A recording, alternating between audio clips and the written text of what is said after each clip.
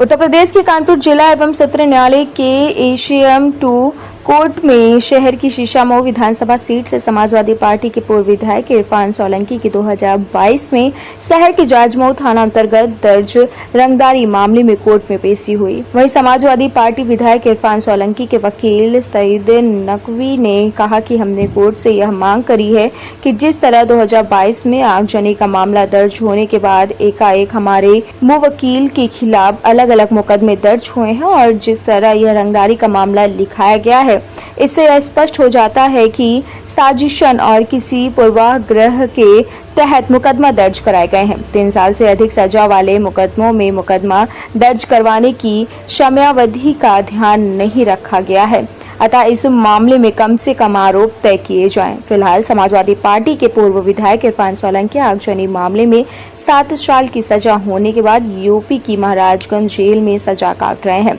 भारी सुरक्षा व्यवस्था के बीच इसी मामले में विधायक इरफान सोलंकी और उनके छोटे भाई रिजवान सोलंकी की कोर्ट में पेशी हुई है। CMS 2 कोर्ट में अगली तारीख 21 अगस्त की दे दी गई है। साथ ही इरफान के खराब स्वास्थ्य को देखते हुए उनका स्वास्थ्य प्रशिक्षण करवाने का भी आदेश दिया है। अब 21 तारीख को इस मामले में पक्ष और विपक्ष की बहस होनी है। टुडे इंडिया लाइव न्यूज़ से पंकज अवस्थी की खास रिपोर्ट। के केस में जो यहाँ पे मजिस्ट्रेट साहब के यहाँ है उसमें चार्ज के ऊपर बहस थी। हम लोगों का कहना ये कि चार्ज इसमें नहीं बनता है कि इसमें इन लोगों को डिस्चार्ज कर देना चाहिए, और ख़ास तौर से जो उसमें कहा गया है इसमें कोई कॉमन इंटेंशन या एक राय हो कि किसी ने किया, सबके लिए अलग अलग।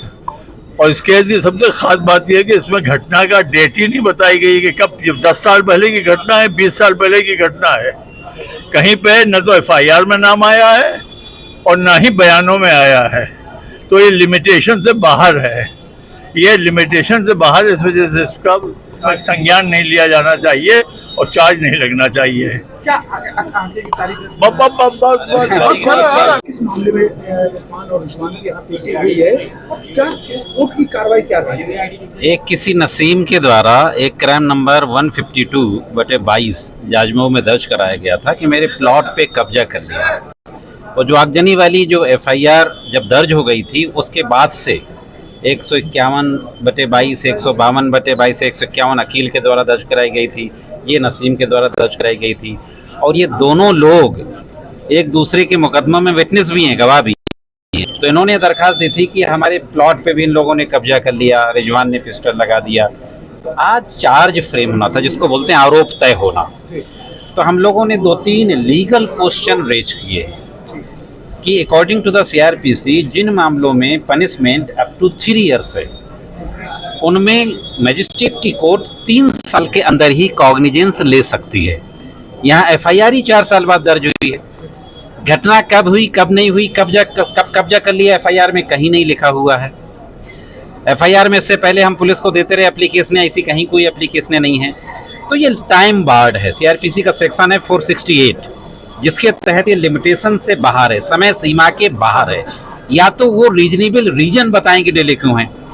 दूसरा ये जो 506 है, जान से मारने की धमकी, आप सभी लोग जानते होंगे, बड़ी पॉपुलर धारा है IPC की। वो 2 पार्ट में है। अगर कोई नॉर्मल धमकी देता है तो उसमें सजा 7 साल से कम है। कोई जान से मारने की धमकी देता है तो सजा 3 साल से ज़्यादा है।